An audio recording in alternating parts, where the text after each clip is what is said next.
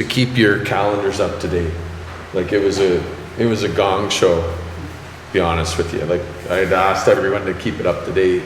This isn't meant just to be negative, but I go back, pick a date, and 4 people email me right away. Oh, I can't make that one. I had this booked, but their calendars weren't there. And then picked a new date. And then I decided we're not moving anymore. Hey Jess, and then Bert's mom passed, so that was the last change. And then we had a few people today that couldn't make it, but it's just the date it is. So all I'm gonna do is record it. That way that those who miss can watch it.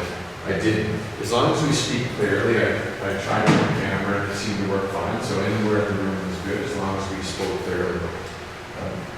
I didn't print off the agenda because I just thought at least I think we all can read them and then move on from them, but I can send you this afterwards. There is a whole bunch of stuff on here today.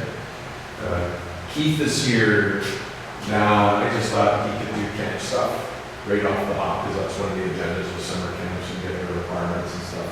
So then he doesn't have to sit and listen to our other stuff. So I don't know if you just want to chat or what was your vision? Yeah, just kind of an open conversation. I have a couple notes to make, but more just an open conversation looking for space, activities, things, so we can kind of use that. Obviously, everything that's said isn't guaranteed, but at least we can kind of use it as a starting point and then come back and go back and forth with it. Come up with like the best camp schedule that appeases everyone. So, just a few notes I have off the rip. On the 24th, 25th, there is of June, there is a first aid course, so obviously all the camp staff will need standard first aid as well as a VSC, but I just make sure for your student athletes that June 24th and 25th, they are available for first aid. And that's Saturday. So that's, like it's already scheduled and now people can sign up? I don't really sign up as of yet, but like that's the tentative date that Karen is got in. She's just waiting to hear back from an instructor, but it's like 95% set in stone. And if not that one, it'll be an alternative one, but that one is pretty rock solid. And so we would tell our staff we need it. If it happens to fill up, then we would just say this one's filled up, let's try to get another. Yeah. If there's a want for it, another one, and we have enough space for it, especially if this one does fill up, and we'll make sure the preferences for the camp staff ones. And what did we do for charging of that again? It's at a reduced cost, like it's whatever it is for a regular student to go do the course. I think it's like 40% of the cost of that, so I think it's between $50 and $80. So it'd be cheaper than if they go for our athletes go somewhere else, it'd be cheaper than going to St. John, whatever. But I think we decide in our department that we're not subsidizing first aid, just for everyone to know. I think that was, I believe at the leadership group level, we talked about that, and we just felt we need to be consistent because so many people across our whole department need it. But our model was let's do a reduced rate. But we weren't going to then cover the cost. Now, if you decide to in your camp, the reality is you're approving the hours. So if you decide you tell someone to put in a couple extra hours, that's going to go back against your camp expenses to offset some of the first aid costs. That's how you manage that if you want to, not submitting receipts and getting reimbursement for the first aid because that's already been paid.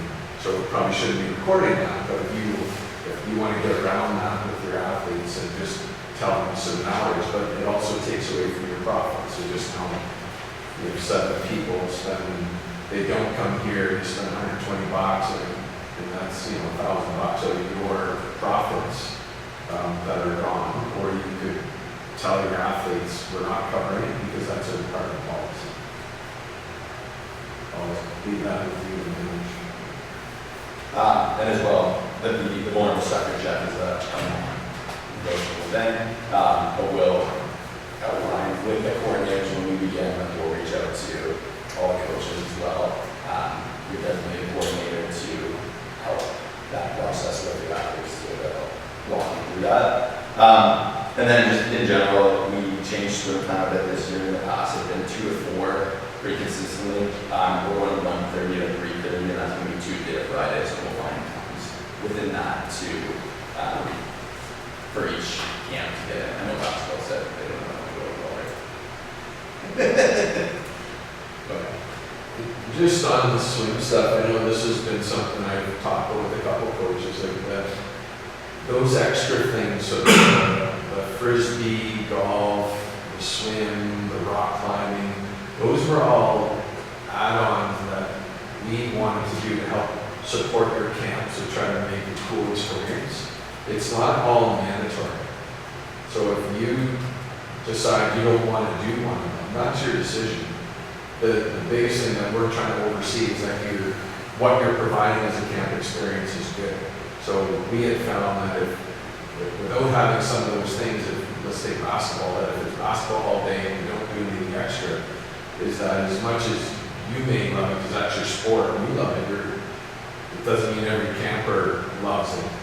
And so some of the feedback was that, whether, I'm not talking about basketball specifically, but some of the camps in general, was that the day wasn't as exciting, or there was a lot of downtime, or they seemed to be unsupervised, or those sorts of things, kind of because you might have been in the gym, for example, for 4 hours with 10 of them. So the idea was to try to add some things to the camp, so that when you're in the gym, still be efficient with everything you're doing, but then you have a break, which might be good for your counselors and for the kids.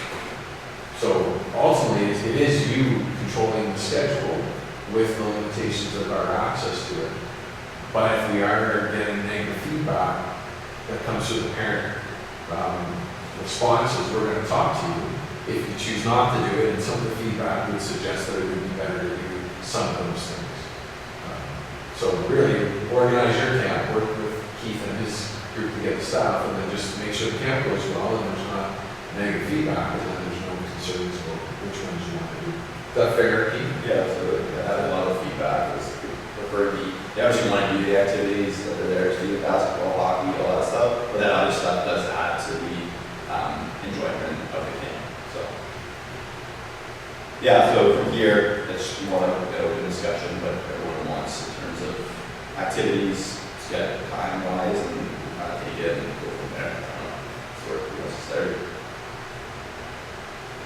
I mean, my first question is from a facilities and programming standpoint, how much of it is we have to re-ask for what we used last year versus just copy and paste? It will be a lot of copy and pasting. Like it will kind of the one that we did last year is kind of going to be the benchmark for what we do now, with minor tweaks here and there. But for the most part, like I think it's still open for basketball today.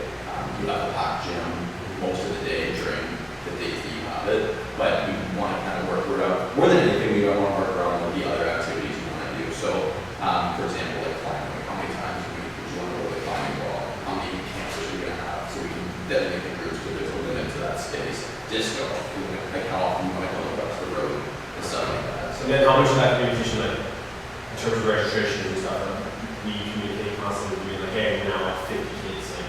I can check all that, so it's all good. Like, but having a plan, it's easier to have it in place and then kind of take it away for like the climbing and stuff. Like climbing is the only one that really there is a cap on, where it's like 25 to 30, like mandatory. Like you can't have any more in that space, or it's really dangerous. So from that perspective, then yeah, but everything else is easier to take it away than it is to add it. Just on the numbers, Ari sent me a note, Ari sent me a note last week, and I just asked if we could wait a week or two to chat about it. So we had the limitations in COVID, coming out of COVID on our numbers, as you all know, how many could be in the space.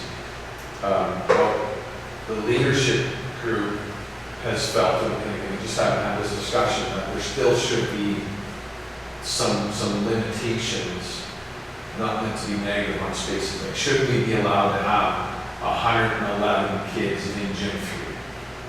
Well, I think we all agree that makes no sense. But what is that number? So that is the some of the discussions that are gonna come to that is what are the numbers that we're okay with in certain spaces?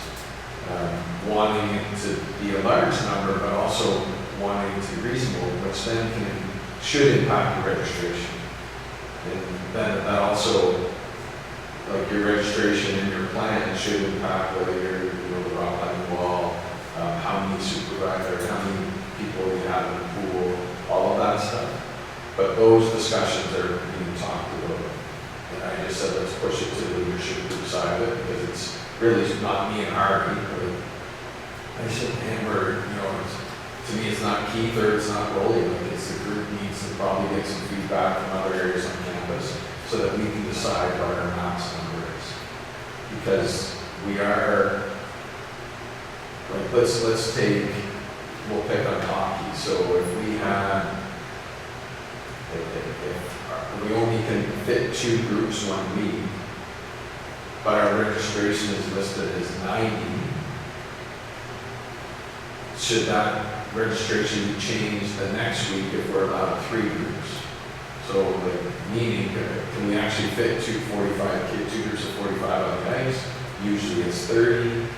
I would go through all the stuff of hockey, but it shouldn't just be open up registration for 100 people without any plan, realizing that 1 week you might have space for 3 groups, the next week you might have space for 2 groups. The registration should reflect what we have space for, which I'm looking for a little bit of guidance from Keith, which I think you guys are looking at, so that we can just be logical, not have this problem afterwards that, oh, shoot, we didn't realize that we had 2 groups instead of 3 groups this week, or 2 gyms instead of 3 gyms this week, and all of a sudden we have 50 kids in each group and we're getting all this negative feedback, we don't have enough instructors, we can't fit the rock climbing, and we've set ourselves up because we weren't organized in advance.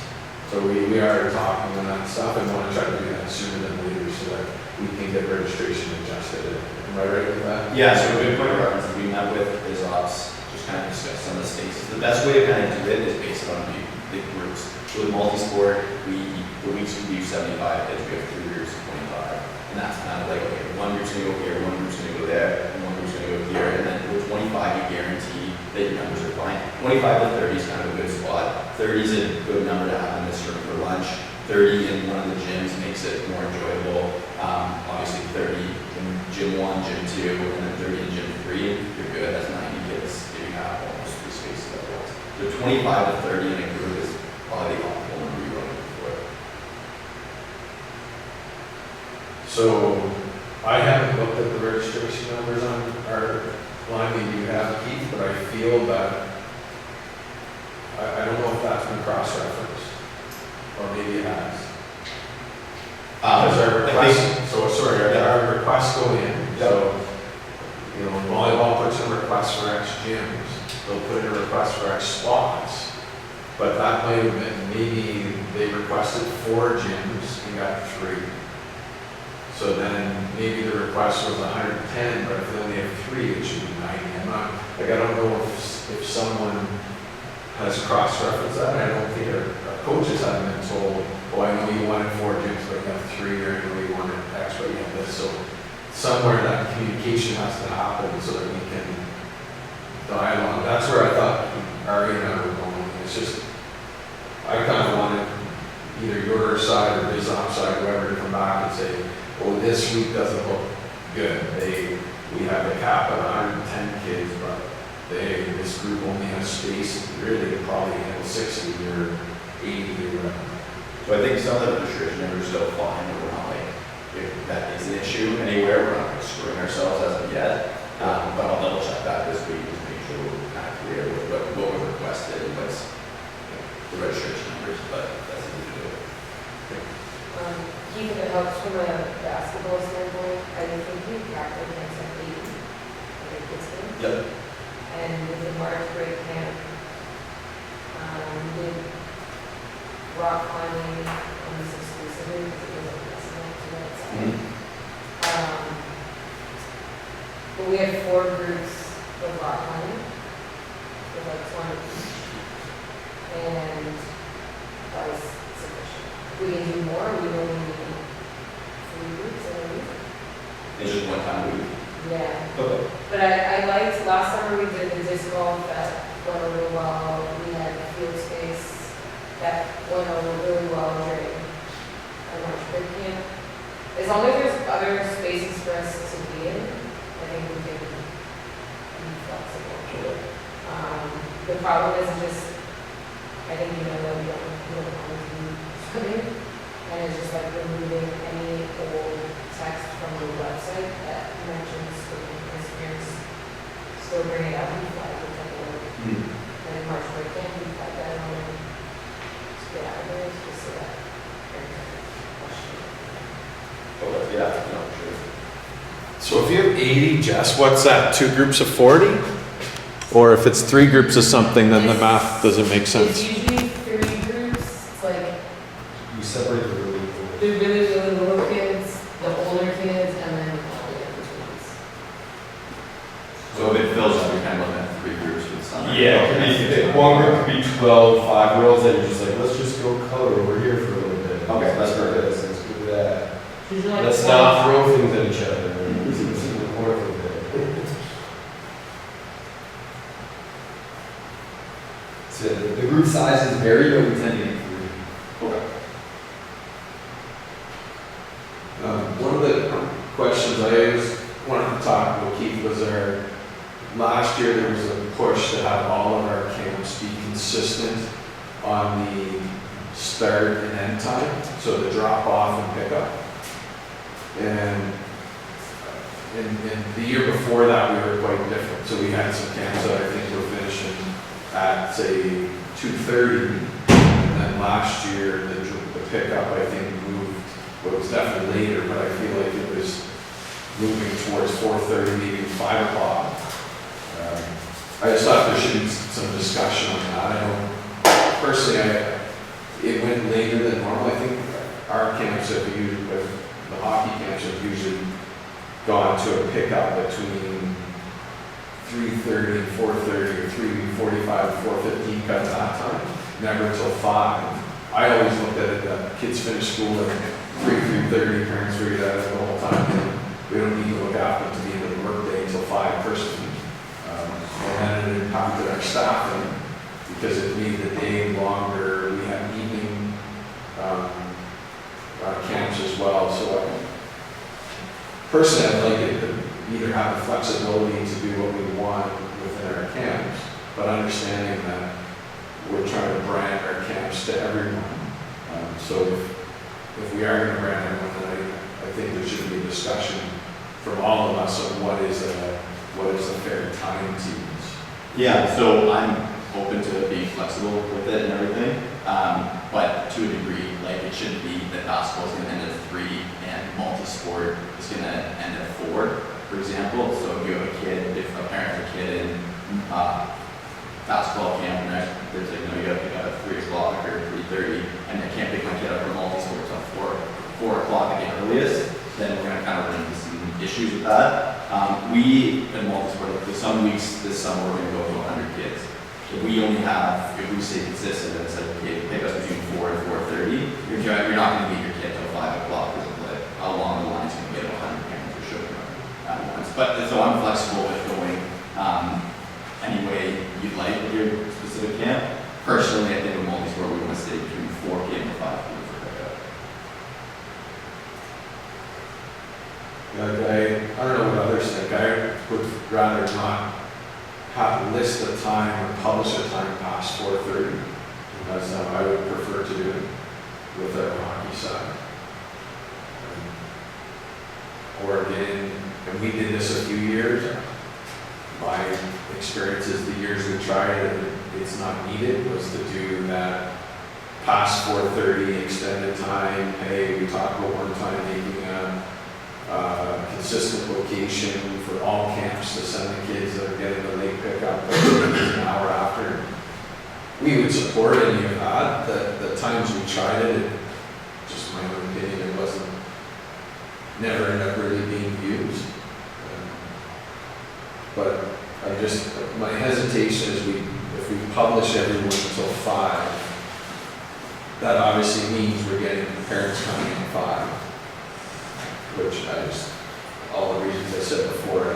It affects staffing, it affects the hours of the day. I actually don't think it's needed for 15 years here running camps and never going that late. I don't know why it's all of a sudden you need to go that late. So I don't know if the others feel that way or. I understand what you're saying, like, if we say 4 o'clock pickup, and then, there were a couple times last summer where parents, not in excess, but parents kind of pushed those limits or, I'd say, abused the kindness of us waiting around for kids. This is just a suggestion, and something I experienced in the past is if they have a credit card on file that they use to pay, and it's like if you're past a certain time, first infraction, you kind of let it slide, but if it's like a regular thing or something they know they can't make it there until like 4:45 and 5 o'clock, then at least like between whoever our staff is, they know, okay, we need one person to stick around late because we have this person staying late. I do think for like, at least for our camp and what parents are paying for 9 hours of supervising, organized supervision for their kids, it's a pretty sweet deal. So I'm okay with shortening the camp schedule time, so that's pickups like starting at 4 o'clock, not 4:30, which is what we've been doing. Yeah, that's what we do too. We have it between 4 and 5. So it's any time within that. Again, it's like I'm not opposed to what anyone thinks, but like we personally won't probably change it. I just don't want the flow of just being crazy at 4:15. They have 30 minutes to pick up their kids, and it just puts a strain. And it's different for I think everyone else's camps, and we kind of hire a lot for multi-sport. So we do have kind of shifts where someone might start later and their shift's like, okay, I'm 9:15 till 5 p.m. So it kind of works into that. So we don't really run into the staff issue. But again, like I fully understand where everyone else comes from, and the in-house on camp, like, they do have less campers as well to pick up. So Another, and again, it hasn't been a major issue, but it's more of an annoyance and maybe just thinking out loud, like problem solving, because there's a lot of parents that are like, oh, like Billy has an appointment at 10, so I'm going to pick him up at 10, and then I'm going to drop him off at 2, and then Sarah's going to be picked up early at 3:45, and like, I think more so inconveniences wherever facility we're in, like the front desk staff. totally. And then if we're like at rock climbing or out in the field, it's like another barrier or challenge to either reintegrate that child or just start another camp. So just, it's not asking for What do you guys do this. when you phone score? It's just gonna happen regardless. Yeah, you It's just kinda- have, you just have enough staff that it's like just run that. We have, but believe me, it sucks. It does suck when it's like, oh, I'm picking my kid up at 3 o'clock. We're gonna be swimming today. It's like, okay, well, but he still wants to go swimming for the hour. It's like, oh, okay. So it becomes a pain, yeah, but I think it's just unavoidable. Yeah, it's kind of a thing. You just do it with like a staff, you have staff just run. Yeah. We're the same, it just, you have to just deal with it, I don't know if we're ever gonna get rid of that, so. Okay, so why don't we leave camps for now, if you have, everyone can think about their side of things they wanna do from a programming. Key thing, we can just check, well, I haven't even looked on what's posted on our registrations right now for pickups and stuff. So we all should go in and look at our own, right, like that's, but I think for the sake of consistency, if you're comfortable either now or if you want to chat about it and come back to us about even the rest of us maybe who want to go and pick up 4 to 4:30. We've always done a half-hour window on drop-off and pick up, and it's, my own opinion, has been very smooth. We haven't run into challenges. There's the odd kid, obviously, that's going to happen, but it's worked well. So even the 4 to 4:30 would be a good way to do it. Sounds like basketball would agree. So maybe you and I can connect on that after, not to put you on the spot right now, to say sure. just because I know we're trying to be consistent. Yeah. Good. For the last point, with the drop off, is that still, is it 8 to 9 still, or don't you guys look better at 8:30? Yeah, we've always kind of done a half hour, partly because of the ice stuff, like, we start with on ice, and that's not a show up if you want to, join in, hey, they're getting warmed up, like, it's so different with equipment. Not just that, I don't know if that would be different with the other sports, but for us, like, that equipment piece needs it to be fairly strict, so the hour window, I would say 8:30 for us, because we're gonna be on ice with a group of kids, probably 8:40 to allow 10 minutes left to get to the equipment. Okay, because that helps more than the drop off time, because that's when the days actually start, right? If you're 8 to 8:30, whereas like pickup, it's all good, so you can end the day at 4 o'clock, but, okay, sounds good. And what do you, I don't know what you guys We think. do 8:15. Yes.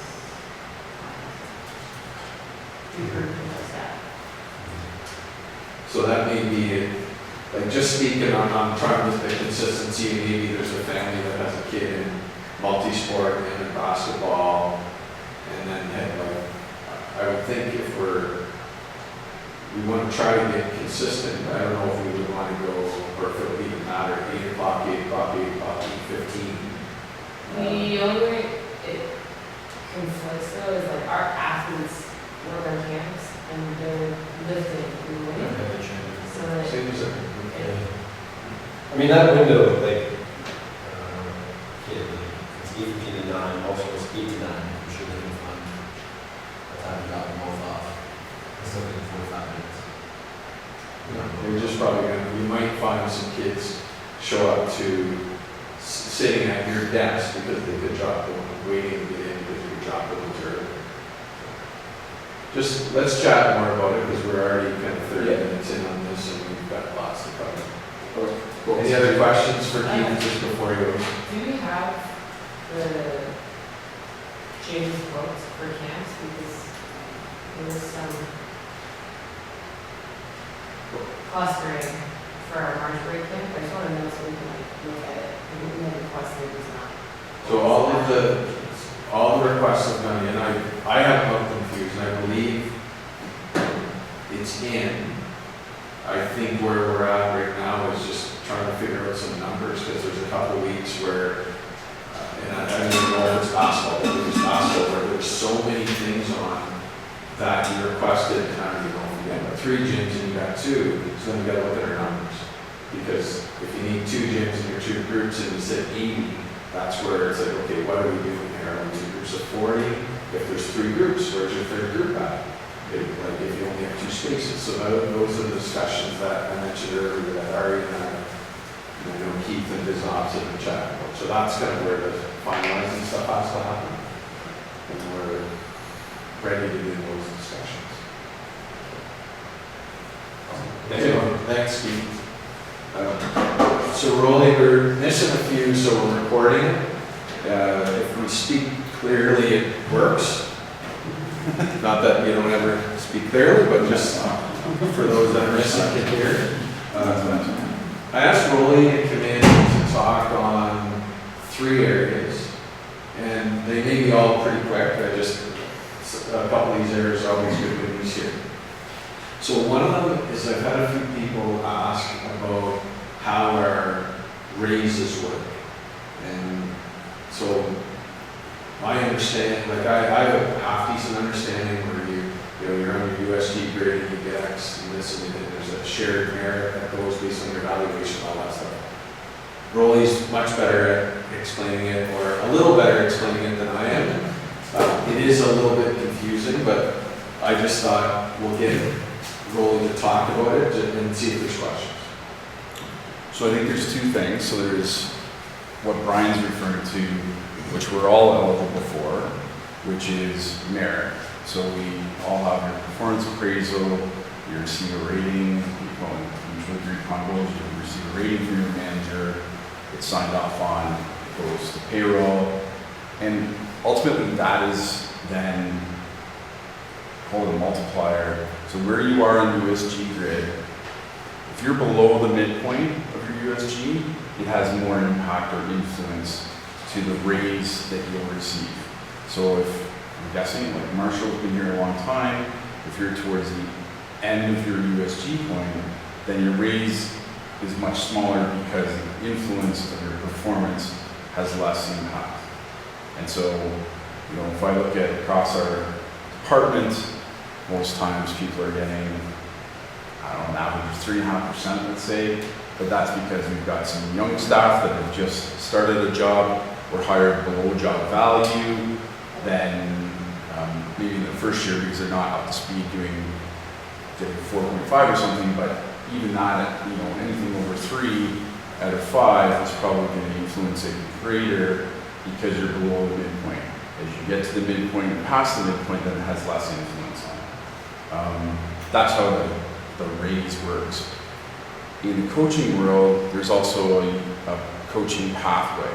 So I have handouts for that I'll go Okay. through it after. So you can talk on it, just so you know I am going to go through it. Okay, so yeah, so there's, I guess the other opportunity within coaching is, based on this pathway that Brian will share, is that our associate coaches, let's call them, are in a USG 10, our head coaches are in 11, or a 12, depending on experience, performance, certifications, maybe experience with the PSO or NSO. Do you have a master's degree? I think in USG 11, it's pursuing a master's. I think USG 12, you have to have completed your master's. So I think on that, well, I think you're the only head coach we have that would be in that USG 12 category right now, based on lots of those things. So, but when it comes to the raises part, that's how it works for all of us across the university. Is there any questions on that? One of the questions I had, Rolly, is one of our staff thought there may be, so let's say their job is listed as 70 to 90. They've been here for, I'm making this up a bit, been here for 5 years. They're kind of on their path with the stuff that you've explained. Is there the opportunity for you or for us to move them quicker? So let's say they're at 70 to 90, they're at 80, they're on their path.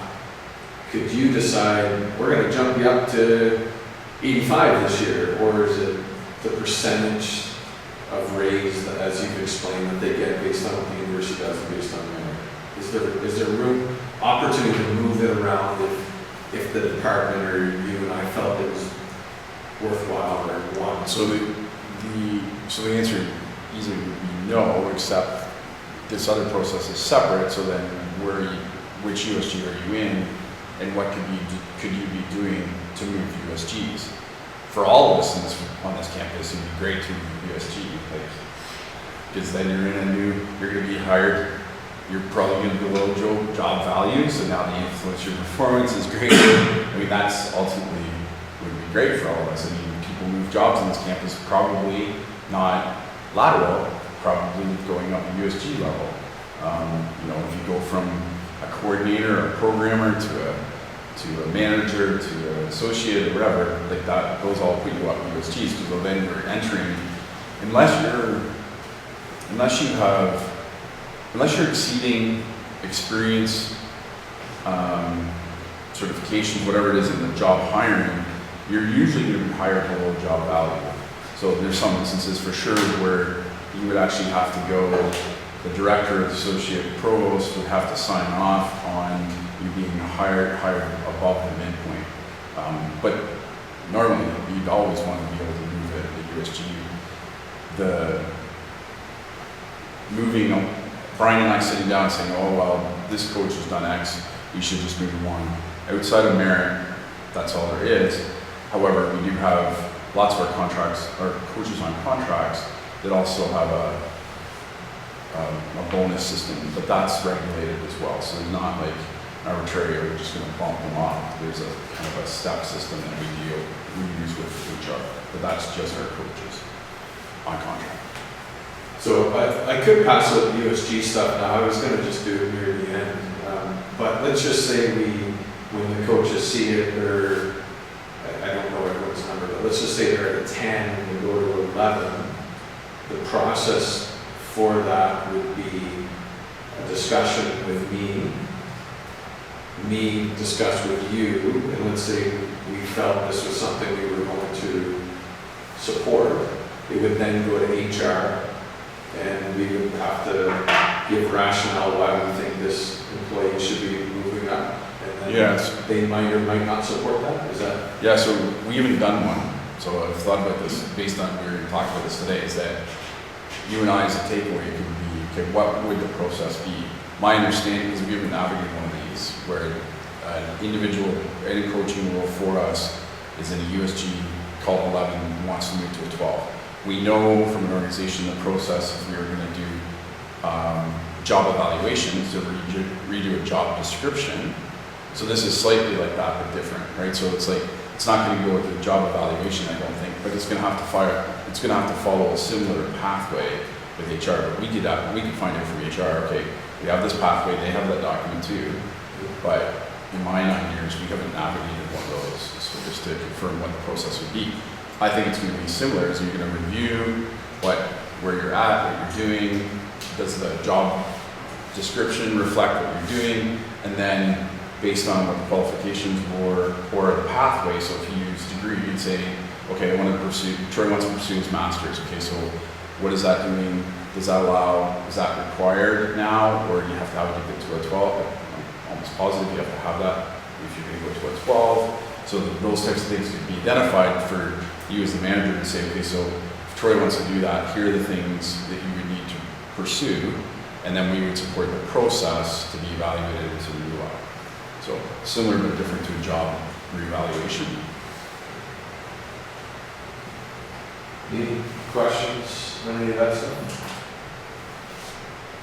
Yes, you mentioned if you're above the median, it has a small effect on the raise. And let's say you've been working at a job and you're above the median for 5 or so years. So there's a ceiling there, it doesn't just automatically roll to the next G without having this job reevaluated. Basically. So what's the bill? 120, 124. So the legislation that's been referenced lately, where public sector has been frozen maximum 1%. That's that. Like ideally, we'd all like to. If we're all the same USG, we'd all like it to go up 3%. So when you're hitting the ceiling, at least the ceiling is going to move a little bit, right? So that's being considered right now. There's conversations about that, but nothing's come out because it's been limited at I think 1%. So if you're, I don't know what you are in D, but let's say it's 10, or whatever, any of us are, we don't move USGs. We just keep getting higher than, so even if we use that example I said earlier, that 70 to 90, whoever's in that world can still make more than 90. It doesn't stop at 90, even though it's listed as that. It's just each year you might, like, I've been here a long time, but so I'm sure my percentage is like 1.5% or 1.7%, where someone else who's younger staff and all what role they use with lowering their value might be getting 3 and 4%. But when they get here in their 20th year, if the model hasn't changed, then they're probably in this world of 1.5 to 2% depending on the economy. But you won't just go up to 90, go, oh, 90 is the US 10, let's switch to 11 now and continue there. It stays in the same machine. So we all want that bill 124 to go away and allow for the flexibility of what we collectively can receive in our grade point to move. Other questions? Okay, one of the other areas, just want to really be here, just more overarching, we don't have to get in, we're not going to actually get into the finer details today. It's just AFAs. So the model, a couple of you have asked, and it's not avoiding it, it's just, we kind of need this fiscal to end because the people that we need in the discussions on our updated model moving forward have been very consumed with our year-end budget world.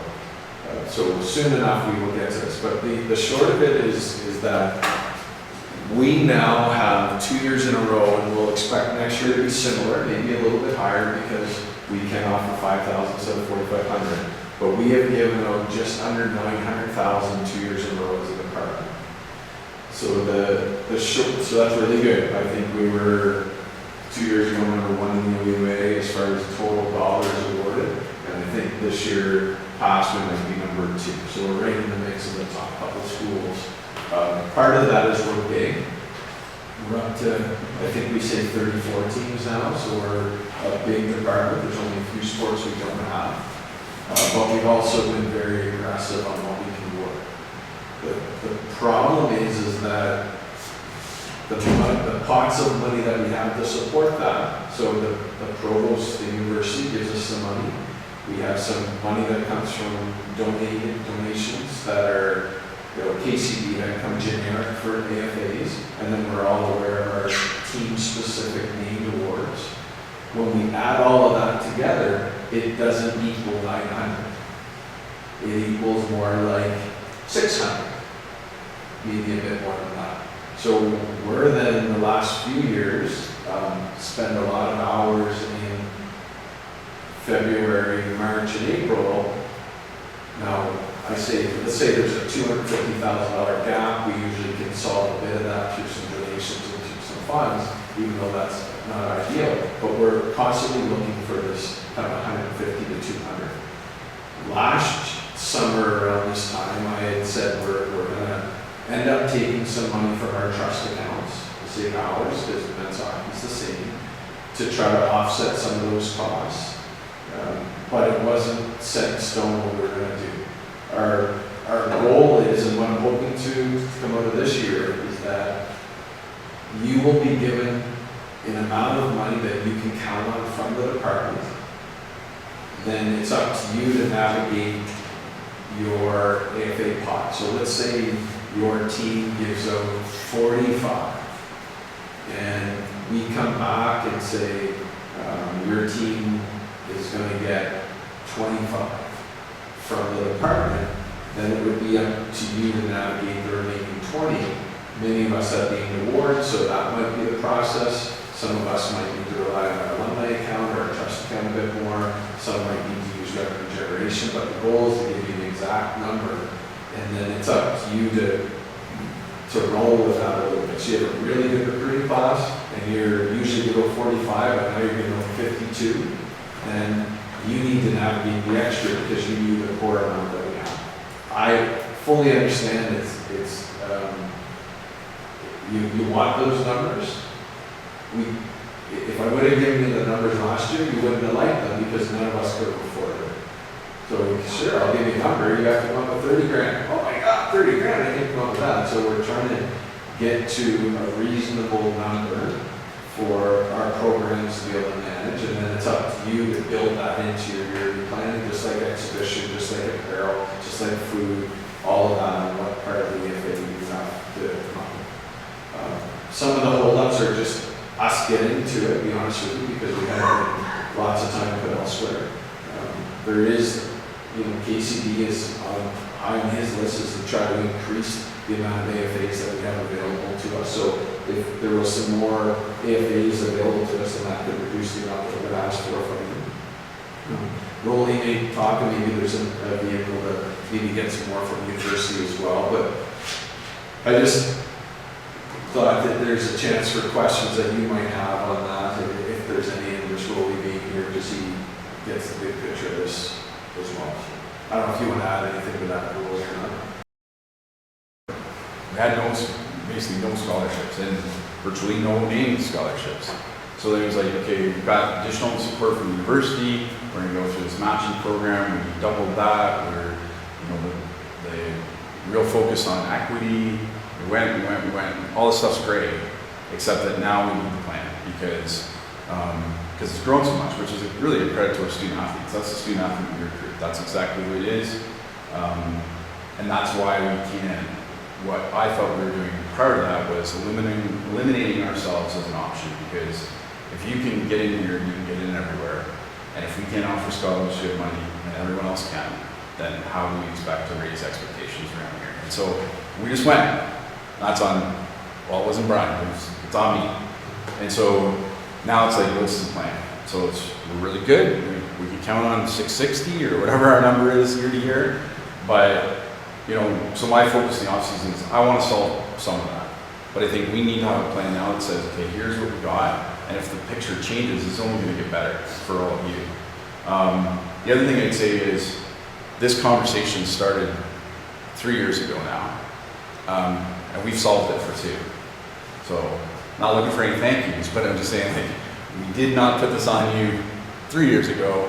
We solved it internally. And we're, you know, this year we solved half of it internally, or over half of it, I guess. But I don't want this. Like, this is not healthy to give to anyone. Like, I wouldn't want this coming to me and say, okay, well, yeah, I don't know what it's going to be. Like, good luck, and we'll talk about it 6 months from now, and then you're trying to figure it out after you've gone through recruiting seasons and everything else. So I think what we're trying to say is, here's the plan. You can take that away and count on it. KCB's going to work at fundraising. I'm going to work at fundraising. I'm going to work internally, and then the picture only gets better. And I think that's kind of where we're at. And it also has got to grow. The other thing is, we collectively probably need to be more strategic with how we've awarded some money. I think that's comfortable to say. There's been, you know, on teams we've also had money, so we've spent it. Or on our female side, I know we've done this for sure, is like, we love the fact that every female that qualifies, we've given them at least $500.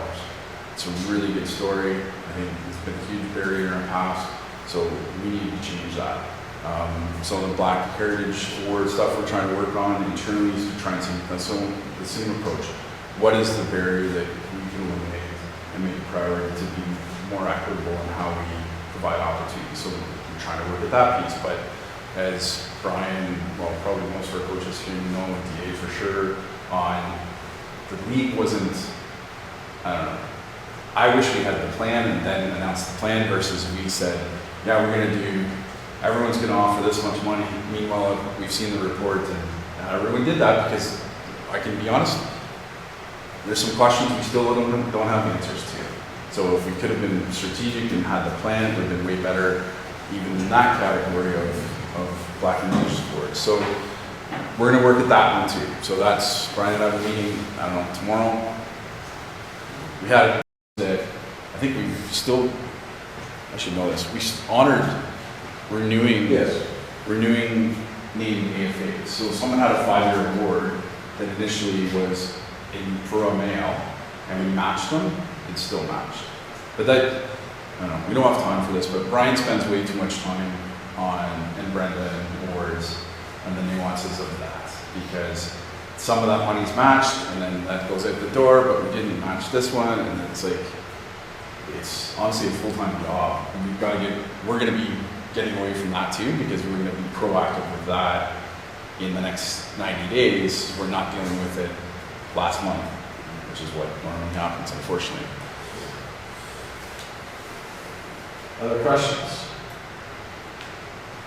So the last topic I had for you, Rolene, I don't even know if there's any value in it today, was just facilities. So we're not going to talk much on that today. We are going to, in the next 4 weeks, once all the schedules are done for the fall, so many are done, but once they're all done for New UA, I'm going to request from all of you to give a free term, so a year request for facilities. So fall, winter, next spring. And so there's always the discussions on that facility, but we want this, but we want that, but why can't intramural just go here? Why can't the external booking just go here? And I don't think it's like that's always something that becomes a discussion. Personally, I would rather it become an understanding of that's how it is instead of spending time talking about the same thing annually. So maybe you just a bit of an overview of the facilities, the student fee and how that impacts the, us, the students, why we have some external bookings at different times. Sure. Not too long, just because we don't really have time on the agenda, but it'll come up sometime down the road, so we have. Yeah. I get it. Like, as a coach, you want what's best for your program, and that means probably more time, not less. Reality is, we have lots of facilities, but it's still limited, right? There's still limited capacity. We're working on, I think lots of this is really healthy. You said this at the gala Friday night for football. It's this to me is such a reset. I am frustrated, not about the pandemic, but just the loss of momentum. And so it's okay, let's go. Because as you know, it takes a few years. You can't be complacent now because that'll impact you for years. And so really trying to reset lots of things we're doing. So whether it's AFA envelope and solving some of that, it's also facilities. We've got a master plan, but there's no shovel in the ground right now, and I want a shovel in the ground. So what are we doing? And so we're working on that. Spent a lot of time on that in the last 3 months, and so we'll continue to do that because there's a few things that would really help us with capacity, and so we'll keep doing that. But in the model, I'd say the overarching priority is usage. So what frustrates me is it's empty. And it's empty not because it was just empty, we could actually promote it as Open Rack. I'm sure Open Rack as a coach sometimes frustrating. I can tell you for me, it's awesome. The numbers we have in Open Rack is amazing, and we're advocating for you guys because that's the student engagement we need. The 78 people that are shooting Open Rec basketball on Friday in July, I still don't understand it, but it happens, and that's really good. That's a really good story. I stood at volleyball practice this fall, so I'm sure it was convocation. I don't know if it was Richard or Shane's team that came in and said hi to student athletes, right, or during training camp, and I actually pointed to them. I said, that behind there, I know is frustrated for this environment and team right now. But I can tell you that's really good for you guys. That's really good for you guys. That's really good for us. Is that we're still providing student programming, and it's not seen as only varsity priority. We don't have that luxury. It's not here. It might be somewhere else, but I can tell you most places it's not either. And so we are the Department of Athletics and Recreation. I'll always advocate for the student and for student recreation and open recreation. And you just heard the story about how operationally revenues have actually helped our varsity team and our student athletes. It's a good balance. It's not healthy when it's separated. I can guarantee you that. It may sound great, but on paper it doesn't work. The stories we can tell on campus will not be as strong. So the priority is usage, and I say that because Brian's in these conversations advocating for you guys always. And it's not the frustration of, Donnie books the gym and then cancels practice. Hate that, right? Because now the gym sits empty and we actually didn't have a chance. But I understand there's situations that happen. You got back late from the trip from Carleton, and something happens. But we want to limit that as much as we can. I say Brian's part of the conversation because it happens on the other side of the house too. It infuriates me. So we're getting better at that, which is, okay, so we advertise, 7v7 soccer, and we have this big block of time, but then the schedule shrinks it all, but we didn't tell anyone because then varsity soccer could have actually had some more time, but we didn't know it, but also we could have just ran some more different programming on that space. And so the priority to me is usage, and so us trying to do that is always an effort. And I think I would want Ari's job because he seems to get the bat. He's saying no. He's not saying no. He's trying to say yes. He's trying to do what we all sat in a room to say, okay, this is how we're going to prioritize things in season, out of season, varsity, open rec, intramurals, whatever it is. But ultimately it's usage. And then what's really healthy for us, or I'd say for me selfishly, is Brian and Adam's relationship to make shit happen, because that wouldn't happen in most places either, I don't think. You can comment on that, but Adam's very supportive, not just, he brings all this revenue and says, why don't I get to spend it? Well, because we're the Department of Athletics and Recreation. So we have things we need to solve, we're gonna have to solve them. But fortunately, everyone works together in solving those things. So when it comes to facilities, ours is just the gatekeeper in trying to empower facilities and events and biz ops and stuff to maximize that. Because the last category is when that space sits out open, we also didn't rent it. And we still have lots of opportunity in downtimes to rent things if we knew proactively. And so that's where we feel like this 3-term, it's not gonna be perfect, but a 3-term plan will really help to identify some of this. So then we can proactively go rent that 2 hours of ice time on the Thursday afternoon, or whatever it is. Because that will help on our bottom line, which will help all of us. And so that's our struggle, is this is evolving. We brought new facilities online. That solves some of it, but it also causes some of it, right? Because then you raise expectations. So it'll always be an evolution.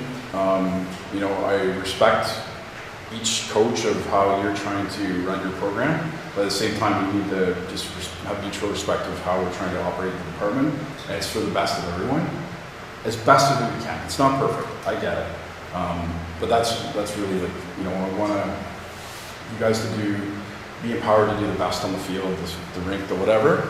At the same time, that's what our staff's trying to do, is that they have an area of expertise too, and we're trying to be as efficient as we can of space, but we ask for that in return. That has to happen in return too, because I think, some spaces too, it's like how we transition them, we try to improve that. We're spending $40,000 on some buttons right now that will help with that, with basketball, volleyball, right? But it sounds 40 grand, right? AFAs would be good to spend that on right now, but we're gonna do that because it takes us individual key for, you two are laughing because you've seen it, right? Go around the gym and turn the key for 7 minutes or whatever, so that'll be gone. So though we're trying to improve things all the time, and I get it, it's frustrating from whatever seat you sit in at times, but know that it's for, ultimately, the story's better if we're all working together, for me to advocate, ultimately for you, but also internally, the cooperation with our staff is really needed and important, because you guys are seen as leaders, and so that support to improve things is totally fine. It takes some patience, I get that, and I think it's better, but it's not perfect, and so, I don't know. It's not an answer, it's just more of the reality, but I think, we're in a pretty good spot. If I've been at other places and I've talked to other places, and it's a huge challenge, because other places don't have facilities as part of their team. They run facilities separately as ancillaries. They have a third party that runs facilities or concessions or any of these types of things. We control all of it. Is it all just for men's basketball? No, it's never going to be. But, we're trying to do our best to improve things. So. That's great. Any questions on facilities? Is this different, like the 3-term plan and over? What's that? So it won't be, it'll be a little bit different, because some of the things we're gonna ask you to request, I've got listed there. We're jumping all around the agenda anyways.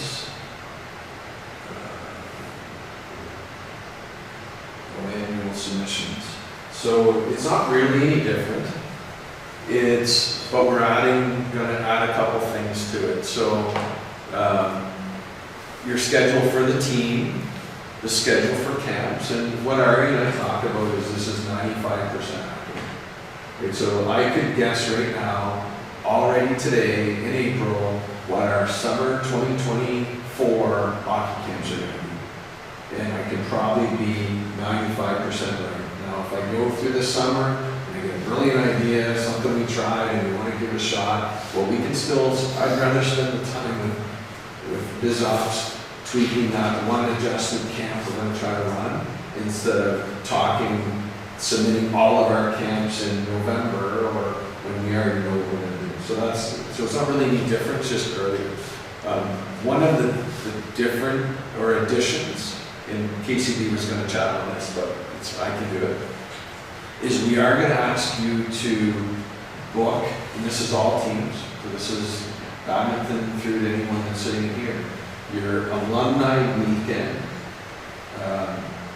When you're looking at your season schedule, you're gonna do that on this request. So let's just say it's the middle of May that this request is. You're gonna choose your alumni weekend, and we're gonna put an expectation, you can talk to KCB on this, but we're gonna put an expectation on you celebrating someone, something, some team each year on your alumni weekend. This is, a few of us have done this, it's been a massive hit. So let's just take hockey, because I can speak on it fairly confidently. This last year, we have a plan where we raise a banner in the arena for anyone who's been an All-Canadian. So we have our alumni weekend, everyone's invited. So we try to get as many alumni back, but last time we celebrated Mike Bishop, who played here back in the early 80s. So all of Mike Bishop's buddies also came. So we had our diehards, our regulars, plus we had some new people that were celebrating Mike Bishop. Next year is the 50th anniversary of our 73-74 national championship team. We already know we're celebrating that. That will get into the calendar. We're going to get all our diehards, all our regulars, plus we'll get this push from our 73-74 supporters. KCB and Siri knowing this is really helpful because they've committed to supporting at least one event for each of our programs each year. It would probably make sense to be your alumni weekend event, but that's still your decision to work with them. But what has happened is that Siri is often, and Jenny is asking when our these alumni weekends are. So sometimes they don't make the calendar of events, sometimes they don't make the magnets, sometimes Siri hasn't had a chance to get gifts ready, et cetera, et cetera. So there's no reason that you can't get your schedule, work with whoever you're celebrating, and pick the game that works for them and start it and be organized earlier than normal. Hoffer's going to present a little bit after, and I'll talk about SNC. Any of these kind of big event sorts of things, your graduating player ones, there's some obvious ones, but if you have something else special going on during the year, we want you to acknowledge that. And then the AFAs are going to be similar. It'll be earlier, knowing some of us are still recruiting and we can clean them up later, but at least allow you to kind of get ahead of that. So not really any different, but just a couple more things in a little bit earlier. We know that you don't have your student athletes schedules for the winter term, but we also know that if we looked at basketball schedule for the last number of years, it's relatively consistent. And so then what we would say to basketball and the court sports is, okay, now you work with volleyball and basketball, men's basketball, and adjust your schedules a little bit if you have a bunch on co-op and you need the second time usually the first time. That's what Reeves and I do now. We're only two teams, but we work off of each other in the season, and we would ask our court sports to do the same, and then our field sports have less stringent, they can adjust their time. How often are we submitting these plans, and what are we changing? Because this is like a big point of contention since I've been here. It's not very clear. We'll submit multiple schedules individually, and then still have to meet, and then we'll adjust, and then still have to meet, and then we'll adjust, and then something's not correct in the future. So like, what are we doing to mitigate the? So the expectation, which has always been there, is for our court sports to talk first before you submit. So you shouldn't submit what you want, because that wouldn't make sense if Troy submitted at the same time and you two hadn't talked. Which we've done, so that's why I'm asking, like, So if what we've submitted already is not what we will submit again, or? So you haven't submitted anything for the fall yet. Nothing's come in, so this is fall, winter, spring of next year. So nothing, like you've already submitted the spring term. So be up to you to check to see where your times were. I got an email a week and a half ago saying this is the times you have for spring, just confirming this is what you want, is there anything you should change? So this isn't spring, because spring's done. This is fall, winter, spring of next year. So you four talk, you iron out what you're gonna do. There needs to be, from all of us, an improvement on looking ahead. Because last year, if we take the court sports, when we sat down in the room at the park, there was probably 9 changes that happened. Oh shoot, that's right, I'm on the road that day. And oh shoot, that happened. I actually don't need that time. So we're gonna increase the expectation on you four and the inmates and everyone else. It's not just the court sports, but being more detailed, also including room bookings. So predict if you know you do video before your home games at this time and you want a room, it needs to be there. Get your alumni stuff done. We're gonna try to get it all. And then BizOps isn't quite ready to do this in 12 months. So Adam and I are both kind of ready to look at this 1-year model. BizOps will probably be looking at it a little bit earlier, but we still have to iron out exactly what that process will be going. But it should be better. It should be way better. Because as you know, normally what we're doing, we're getting our winter term in November. Like we're playing, we have games coming, we're submitting something for the winter term, and then we want it all done in December before people are off, and there's always this gray, like we're gonna do that in advance, and we can still tweak some things. But the truth is the court sports, you're mostly tweaking the tournament. Like what most schools would do, and maybe we should do this, is say, you get 6 to 10, Monday to Thursday, figure it out. Go sit in the room with the 4 of you and tell us what you're doing. That would be a heck of a lot smarter approach than allowing the flexibility to adjust to what we're doing. But we're still trying to be holistic and invite everyone a chance to tweak a little bit here and all that stuff. Well, it'd be a lot cleaner to say 6 to 10, go sit in the room before figure it out. Because that's what most schools do. But we don't, we still allow, well, I want to go 4:30 this time, but I've got 3 hours on this day. Can I go to 2.5 here? Like, take your time and figure out what's probably better to do it. So that stuff should be improved massively.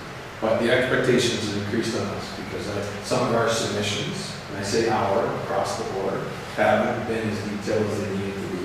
So that will increase, which should actually increase the expectations of the results.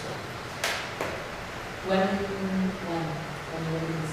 So you don't have to, you're welcome to stay, but I don't plan on asking you any more stuff if you want to. When will be when schedules are done. So I just rather do it in one ask, and we don't have all of these schedules. So as soon as they're done, that's the next ask. There's still some sports that haven't been. Which we should get soon, right, Chris, based on what we heard the other day, so. So as soon as they're all, I'd just rather be one consistent ask. And this is going to all 34 teams. This is not tier 1. We're going big picture here and trying it and see if we can make it happen. Okay. Hoffer, do you want to, I got a couple other things, but why don't you go and then I'll do some more? Just to switch it up a little bit. You good? Scroll through it. I'll comment first though. You good on that? Yeah. So just on an S&C side, so quick update on this. So we did not have an S&C person hired in our department prior to rolling. So all of us were hiring people to run our S&C kind of on the side, but we didn't have that consistent approach internally. We now do with Hoffer, as you all know. Hoffer oversees our S&C for the department. We have brought on Andrew Graham. So Andrew is, just for transparency, about half of his contract is paid for by football fundraising. So just like many of us are trying to get those full-time, thanks Rolly, our full-time associate coach, assistant coaches, ad staff, that was the same thing in football. So Andrew is a second S&C person where a portion of his contract is paid for by the department, by IU, but a portion of his contract is paid for by football. So Hoffer and I have met a little bit, and Hoffer and Andrew have spent quite a bit of time going, okay, we need to get clarity on what is Andrew's responsibility. It'd be easy if it was all under Hoffer and there was no football, because him and Hoffer would sit down and figure out what the schedule's going to be and service everyone. And we sort of know it is intricate when football is the nature of their sport, heavily in one term, heavily in the second term from the S&C side, and just what the use would be. So it's one of the big picture side of that. Moving forward, if you are looking for some S&C alterations, whether that's the programming you're getting, maybe there's someone external that you're hoping has some engagement, whatever that might be, I say we / Hoffer are open to those discussions, but it all has to go through Hoffer. That was the vision of Hoffer being hired, is that he would oversee all of the program. If Rolling wants someone to meet them at their training facility in Cambridge who's specific to rowing from an S&C side, and they do something before, no problem, has to go through Hoffer. The discussion happens, he has to be comfortable with what's going on, we have to make sure we have the same approach, we're comfortable with it, and then move forward. If we didn't like their approach, we wouldn't support it. If they didn't like that, then they can come knowing to me and complain to me, and I'll deal with that. I'm not going to just lay it with Hoffer, but that is the vision. So there's been a couple discussions internally with how we would use Hoffer and Andrews. The more there's real no battles or anything at this point, but just want to make sure you're clear that that's the department approach to S&C. Hoffer doesn't need to train everyone.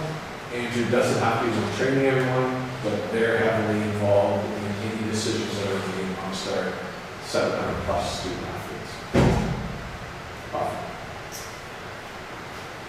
Yeah, so I think the message today is just kind of the next steps. I think this past year, if I reflect back coming out of COVID, just kind of doing a quick attendance report, just in terms of what happened here. We almost had 10,000 athlete sessions that happened during our times. So like Willie said, our times that have been allocated for varsity only are from 6:30, and I'll just kind of speak specifically to the September to April time period. Off season is kind of a different beast, and obviously a little bit more flexibility in terms of what happens at what time, because we just don't have as many athletes on campus. However, during the September to April months, we have tremendous usage, a lot of demand, a lot of things happening. So I think, Grammar and I have the priority in terms of, making sure that the quality of coaching, the quality of programming remains as absolutely high as possible, and that there's continued conversation and engagement with all of our team sport coaches.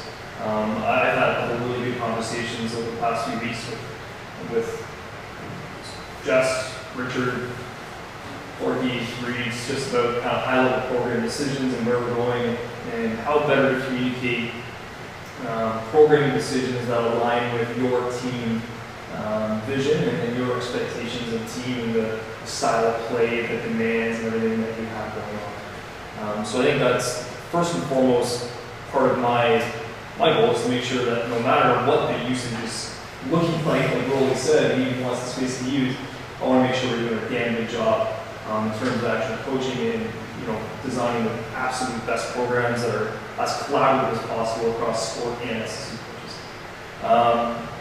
The second piece to all that is how best to use the space. Very much understanding that we have a lot of athletes. We have very unique schedules. We have co-op, we have engineering, we have computer science, we have team sport demands, everything like that. So if I kind of reflect back, what we have done prior to now is, for example, the non-tier 1 football teams, if you will. So let's say football is obviously in our tier 1 bracket. They've been kind of coming in between 6:30 a.m. till 9 a.m. and then 6:30 till 10, and then football would kind of be exclusive, if you will, between 10 and 1. What Coach Graham and I have found is that there's some opportunity in there to offer a little bit more flexibility, if you will, in the time. So essentially, there was times this past year where in the mornings, especially this past term, there'd be rowing and swimming and some other teams in there, and you have 75 athletes at a time, and it was just too much. It was out of control. Like, you couldn't actually coach. You're hurting cats. Like, as our athletes, but it wasn't a high performance environment. And I want to be very cognizant of that to make sure that we're providing flexibility, but also doing things in a way that allows us to coach in a high performance manner, and also optimizes what goalie is looking for from the usage perspective. Because what we can't have is 75 athletes coming in at 7 a.m. and then 2 athletes coming in at noon. So all of that being considered, what we want to look at moving forward is, and Brian already alluded to it, is for you to put in what your quote-unquote S&C request would be. So let's basketball, for example, just because it was pretty well laid out this year. For example, in fall term 2023, we want to train on Mondays, Wednesdays at CIF Training Center in the mornings, and then we're going to do a third accessory lift on Thursday night in conjunction with practice down in the water zone. Cool, understood. What I can do from there is we can say, hey, here's roughly the times that we're looking for, submit that, and then we're going to start to put in this master S&C schedule.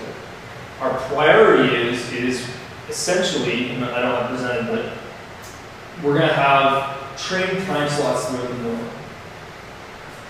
Between 6:30 and call it 9 a.m., there will be 40 time slots per hour that are going to be allocated. You get to kind of say, hey, here's the ideal time we want. Let's prioritize these teams. During, let's say, 9 till 12, for example, football might have a bigger chunk of those times, say 30 athlete units per time slot in those hours, but there's still availability for other athletes to come in. Right? We're going to be making some investments for additional equipment that we can say, hey, we can still accommodate 8 to 10 athletes from our Tier 1 teams in these hours. Okay? That still allows the flow of that team sport to be done, but allows a little bit more flexibility for our other athletes to come in. Okay. So yeah, that's kind of what we're going to be doing moving forward. And the big piece of this is to make sure that we're using the space that's been given to us appropriately, while still making sure the coaching gets done the right way, the flow of the training gets done properly, and then the third part is to make sure that the culture is being implemented in the right way. It allows us to communicate and get things done the right way. So again, I think what this will do is it'll allow a lot of flexibility. My messaging to all of our coaches is going to be our teams that have full-time coaches associated with them are going to get first picks at what days they want to come in. We're going to do our absolute best to create enough flexibility that all of our Tier 1 sports get priority over these times. Once that is done, and if we say, hey, in February 2024, we know 6:30 a.m. on Mondays and Fridays, and 12 p.m. on Tuesdays and Thursdays is kind of wide open, we're going to then open it up to our Tier 2 athletes, right? Because at the end of the day, the message that's coming back to me is how well is that space being used?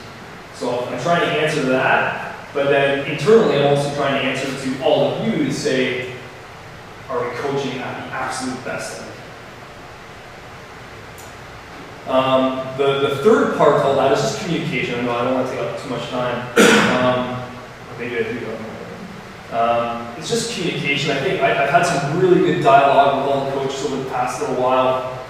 And this is something I'm going to do just to kind of have, when you all log into Team Builder, it's really hard to see the progression and planning and thought process behind why are we making certain decisions and certain programs that are going to lead to other decisions. So what I'd like to do moving forward, and I don't know if Coach Graham will adopt this for football or not, but essentially lay out what every day is going to look like, and essentially what those days are going to look like across these facilities. So that we can have open, transparent dialogue in terms of how are we progressing movement in a way that aligns with your vision for the team. How is that movement not only being progressed in terms of movement complexity and specificity, but how are we overloading that movement in a way that is aligned with best practice, safe strength conditioning principles? Okay? We all have kind of those new things out there, and we all have different ideas. That's all great. Totally open for those discussions, and especially in a way that's going to align with your style of play and what you're looking for out of your team. Because that obviously can change year to year, and I think SSE needs to be flexible and adaptable to align with your vision. But I want to make sure that we're reinforcing it with best principles and strength and conditioning standpoint, not just kind of pulling things out of it. Is there a way to, maybe this is a question for another time, but for the athletes to see their testing scores? Yeah, so that's a great question. So I have a master data bank that we're building out. I am currently trying to get better at Excel to be able to type in their name and pull that data into some sort of report. And they'll be able to see it on Team Builder or somewhere else? So on T-Builder, no, that is only accessible through coaches. We would have to generate a report from the master data. So I've explored, and we've just being transparent with this group too, we've explored avenues to look at a technology service that would take essentially all of our SSC specific scores and put them into a central hub. That was fairly costly. I think we were looking at $6,000 a year, something like that. The challenge with it is that you guys do 5.75s. Football, you guys are doing 3 around trap bar, 1 around bench, whatever other tasks. Swimming might have their results. Hockey we might do, it's a bit different because if we do all this stuff, we would be speed oriented. But you might have specific tests that are geared towards you that isn't within the platform of this technology service, which means we would still have to do things in the back end in terms of raw data. So we do have a PhD student who is going to be part of our group next year that is way better at Excel and some data processing systems than we are. I'm going to be trying to take a deeper dive into that this off season in terms of getting better at it myself. But ultimately what I want to do is we have the raw data, I just want to be able to pull that, take it in and make a report. What I can say is, for your athletes at least, I did have one-on-one conversations with them after their testing. But it's not like here's a picture. That's what we're going for, is here's a picture of the players. Yeah. That's kind of part of our off-season, to have that in places. Any other questions? Just before questions, the bigger picture things, like if you have a question about your training program and the content of it, we're going to do Hofford. It's going to have some one-on-ones, potentially Andrew Graham included as well, or me. We'll just determine on the team what's going to be needed. So we will have those. So that this is the setting, because obviously we don't want to spend too much time on just one individual program, but we're not avoiding it either. That's going to be set up and discussed so that everyone's on the same page. And again, we love everything out of it, but we want to make sure we're on the same page. Okay. Any other questions? You good, Coach Green? Did I miss it? That'll be, so Coach Hoffer and Coach Graham and myself need to now sit down, and then with Bert, because again, Bert's football starting with Colin Hoffer, his salary. The 4 of us now need to sit down and look at each other by each other pretty strategically. How many hours can we, IU, get Coach Graham in each of the terms and kind of get to a spot that we think is fair for both sides, so that obviously Coach Graham is also doing what needs to be done on the football side, and then what we can use up here, and then we'll, after that meeting, we'll be in a better position to have some discussion with some of you. Okay. Marcia, you quick? Oh, I can be very quick, right? Absolutely. What are you doing? So I'll just say here so the recording can hear me. So talking about the student manager program. So first year for it this year, we knew there was going to be some ups and downs for sure. There were some great successes. Jess had, awesome Jess, and for the people who wasn't that successful. We knew that was going to happen this year. We're fine with that because it's going to be a process and development. Last year we were very much student driven, where we myself and my coordinator went through all the people that applied, we provided some training for them, and then we kind of assigned the teams that they were interested in. And to coaches that said, okay, well, take somebody. Not all coaches, not all teams took student managers this year, and that's fine. What we're going to this year is going to be more of a little more coach-driven, bringing in the people that are interested, getting the resumes together, and then distributing them to the coaches that want a student manager, and having the student manager, or the coach then go through and interview the student managers to make sure that we're getting a better mix, better contact going all the way across. So definitely a work in progress. It's probably going to be realistically another 2 years till we get finely tuned the way we really want it to be. But it's just another step in the evolution of what we're trying to get to, where we have student managers that can support coaches in the way coaches want to be supported and take care of the issues that they want to get taken care of. Quick enough? Great, all I'd add to that is we encourage you to get involved in the program. Like in our education world, and having our student therapists, the possibility of some student strength conditioning coaches, the student manager is something we would like to do. And so the hope is by having it coordinated earlier, because like Marcelo said, we're kind of learning as we go along, that you can then get that person more engaged in your program nice and early so they can be involved in some of those hidden things and it'd be a natural progression in the year, opposed to getting them September 5th. Like shit, like I've got so much stuff I've already done, I'm already here, it's going to take me more time to explain to them what we're doing, etc. Our hope is to kind of build that model very similar to the student therapy model, which is ultimately become very successful. Okay. Thanks, Marsh. I'm going to hit a few bullet points now. I'm going to go back to the start, and I'll send this out. I know I didn't send it out. It's going to clean it up. This is going to be quick, and you don't have to write any of this down because I will send it. But we talked the other day, Hoffer and the Excellence Committee and myself with Kim and Laura about just trying to build these meetings. This is kind of what we started with. Is what are our coaches meetings that we used to do in person once a month. Those became a little, I don't know, we had some meetings where the content wasn't that high, and we can reduce to less than once a month. We then went to kind of 4 times a year, then COVID hit, which changed everything, and now we're coming out of that.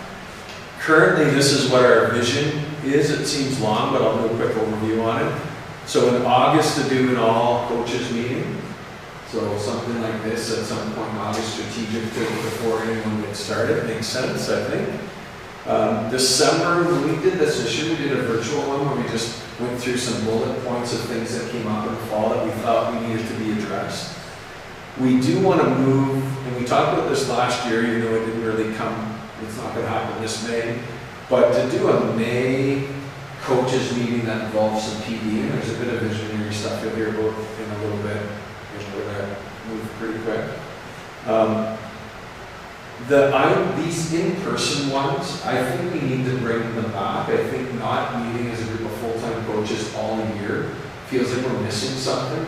Even to get together to talk on a few areas. So this is where there's a chance for feedback, but maybe it's one in the fall.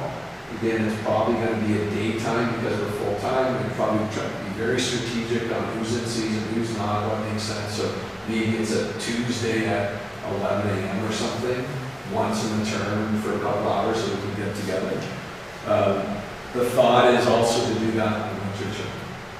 So I guess this was, I put question marks, so just interested to hear some feedback from you.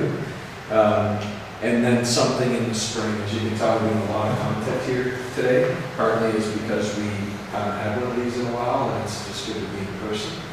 But comments on having in-person meetings, even one in the fall, kind of one each term, as full-time people, or we could go more frequent. What do you people think? Yeah, I think we should, and I think it should be what should be there. Well, the dates will get picked early and communicated. I left this one linked to the calendars, which is also an area that needs to be improved. Is and not improve meeting people in missed areas. There were some parts that I've been talking to lots of people trying to clean up what went on, because I'm still showing Reed's, for example, is like, his calendar shows he's booked. My calendars for Reed shows he isn't. And so I'm gonna clean that stuff up and figure out those areas. So that but we would want to get the dates booked early and then make sure people know we're here. Because we need to be here, we need to all be together, 100%. But is it one in the fall, is it 1 a month? What's the order? I think one term in seasons more than enough. There's one thing to get them here is to make sure that's just going off. Because I know when we go to meetings and I show up and there's no architect person, it's like, oh, great. Yeah, the vision is not to have waste time, it's to be efficient in what we're doing, but also value, I think there's use for us to be together. So we'll work on that model. Performance appraisals are another touch point. The timing of this is not ideal. It is the timing of the university. The university is talking about it, at least from what Rolly's told me, about changing the model a bit, but for now, that is the model we have.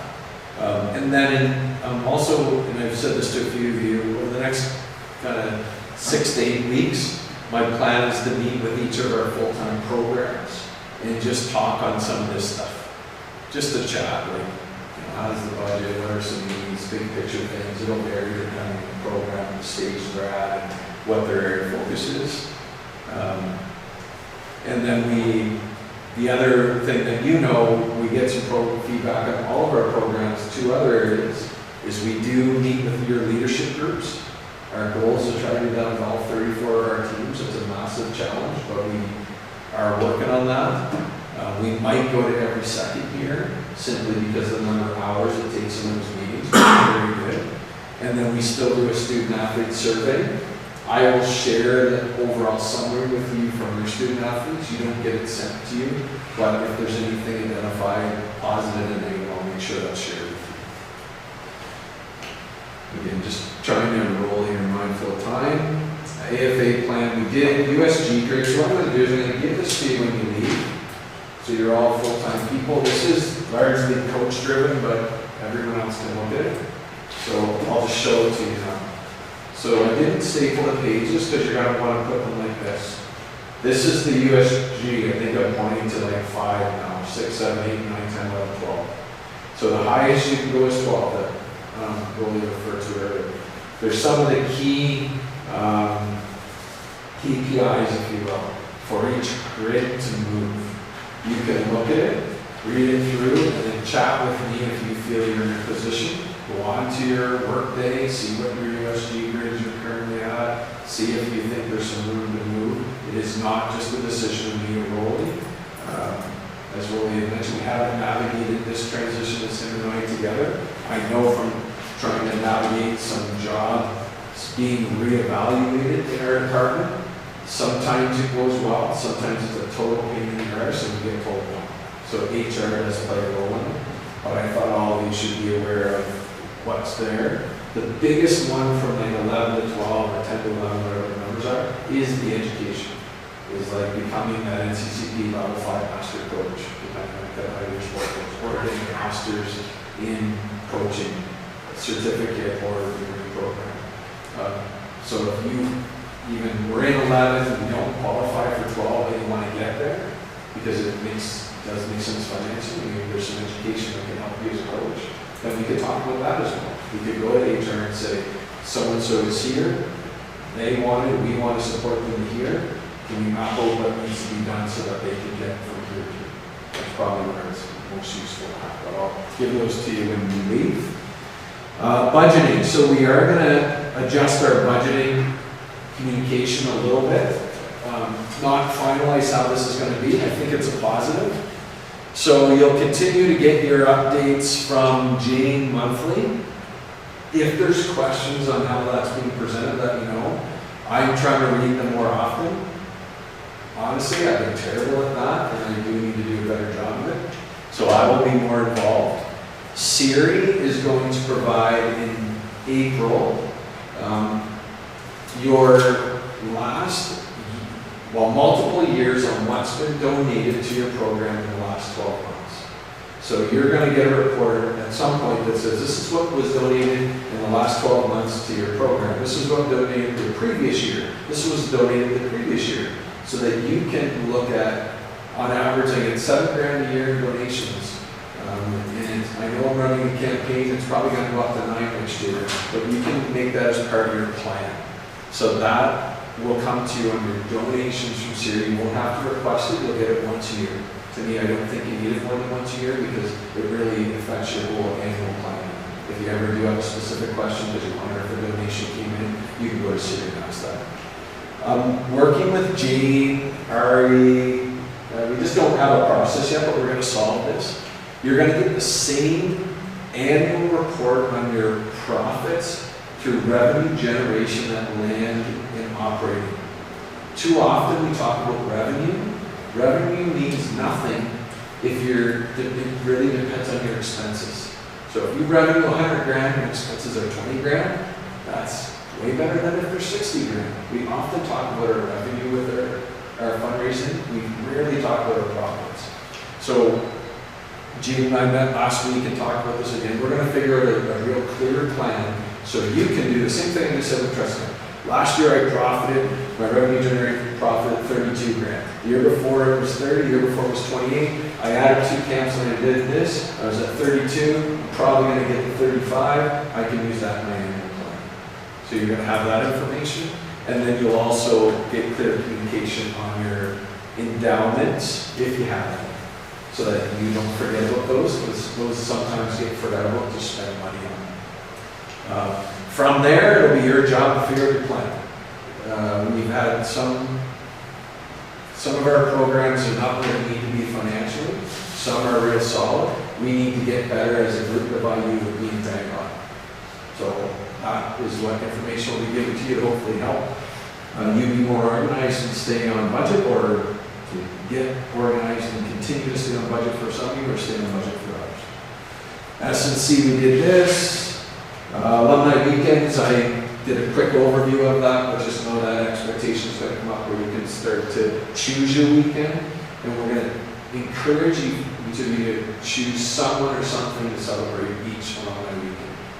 Okay, that it's not all mandated; it has to make sense. But I can say for a program that started that about 5 years ago, it's been very successful to take that approach. Marshall, the team management program, playoff stuff was just if there were questions, but I'll leave that. Staff meetings, banquet, staff socials. The expectation on all of us is to attend these things. We will have some conflicts in our schedules that will come up when we can't make it to a staff meeting. That happens, it happens with other staff as well.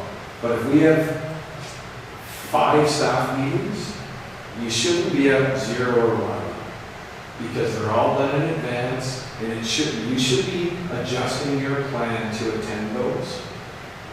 I've had some discussions with some coaches about improving the culture and the relationships in our department. Well, part of it is that I haven't done attendance because I don't think it's going to be fun for me to sit down and go, hey, Coach Graham, we have the last 5 meetings you missed 4 of them. That doesn't make sense.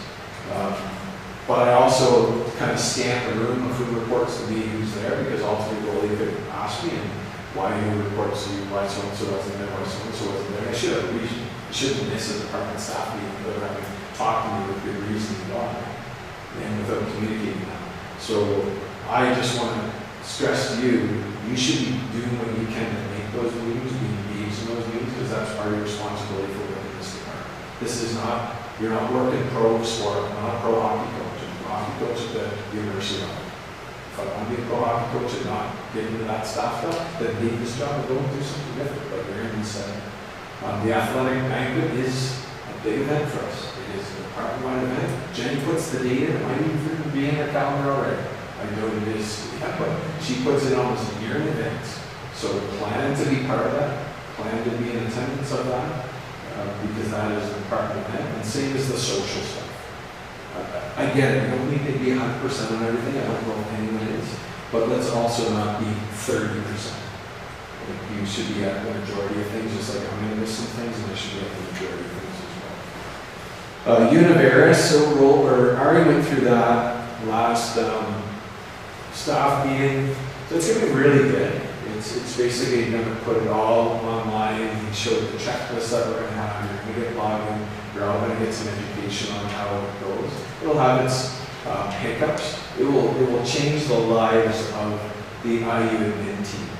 So Johnny, who hasn't quite experienced it yet, Lauren's off it, Gilbert, Laura, it's unreal the manual work that has been done to try to get our coaches and athletes, and this will make it online. It will be way better, but just know that's coming.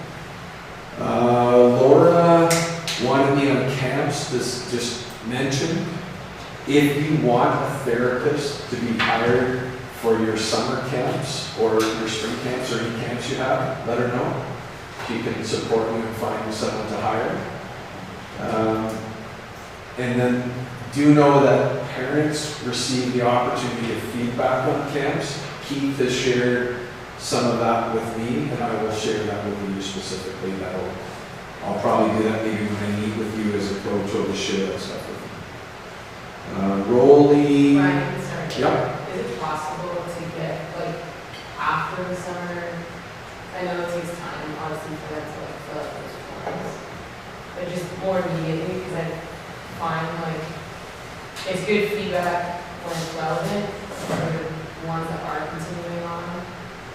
And then it's more, like, fresh in mind. Yep. Instead of trying to, like, get that feedback now and then remember. It's good going into it, but for the people and the staff that are coming back. Totally. I actually didn't know it happened. We used to do a hard copy in hockey kind of went away from it years ago, so it came, I think when I ended up chatting with you guys before March break, I had just received it, didn't even know it existed. So I think that would be better. It's almost after the camps, make some notes for future year, possibly do some feedback about one. Mileage, just a reminder on this. So you can drive your own vehicles wherever you want to go. If you submit the current mileage, Donnie, what is it? Around 59 cents a car. And so the general, I think it's written in our travel policy, you may know this time offhand, but it's like after 300 kilometers or something, and it's, do you know it offhand? So there's kind of a cutoff. Basically, after you drive a couple hours, it's cheaper to have a rental compared to submitting full mileage. If you choose to not take the rental, in combination with that, you're choosing not to put in full mileage. Okay? I do this all the time. It's more of a pain in the butt sometimes to go get a rental because you pick up and drop off times, and I'd rather just drive to Kingston, but I'm not putting in full mileage for Kingston because it's an absolute fortune. So if you want to drive to Kingston, I want to drive to Kingston, you have to put in less mileage. A good estimate is half. Or get a rental if you don't want to spend the money. But just so you know, I haven't said that in a meeting in a long time. It's been a few years, so I just wanted to confirm that approach. Does anyone have any questions on that? This stuff we've already went through. I don't think we need to take any time on Ms. Hoffer, Excellence Committee, other than Excellence Committee met a few weeks ago now, Kim, Laura, Hoffer, and I. We know it's been kind of a little bit dormant. We think it's a good time to rejuvenate it. A couple things have come out of it though. The team builder happened because of it. That was honestly part of all those meetings that we had. The student manager program was largely driven by that because we need some more pictures, we need some more social media presence with some of our programs. We want to do some historical work. And we came up with this idea of a student manager helping manage things, but also run the team-specific website pages, do some more historical work, take pictures for Dan and his team. So there are some things that have come out of it. Kim and Laura did an injured student athlete seminars that came out of those Excellence Committee meetings. So there has been some stuff. We know there needs to be some more. We understand it's kind of been left alone. So we want to rejuvenate it. It was more, it's coming. So when you see the email, we'll probably see which group you were in before. Do you want to stay there? Do you want to switch a little bit and try to get things back on track to see if there's other big pictures that we can tackle.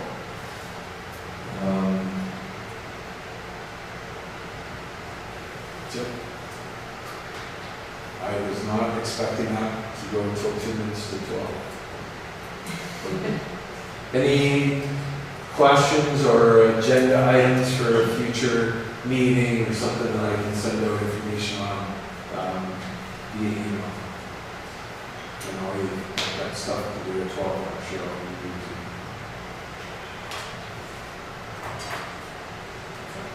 Okay, thanks everyone. Keep this on your way out. If you do want to look at the grid, so either you have to take 2 pages, like just you take 2 because they're different. They're not six. Just logic here too, like, I'm on the quote unquote social committee for parking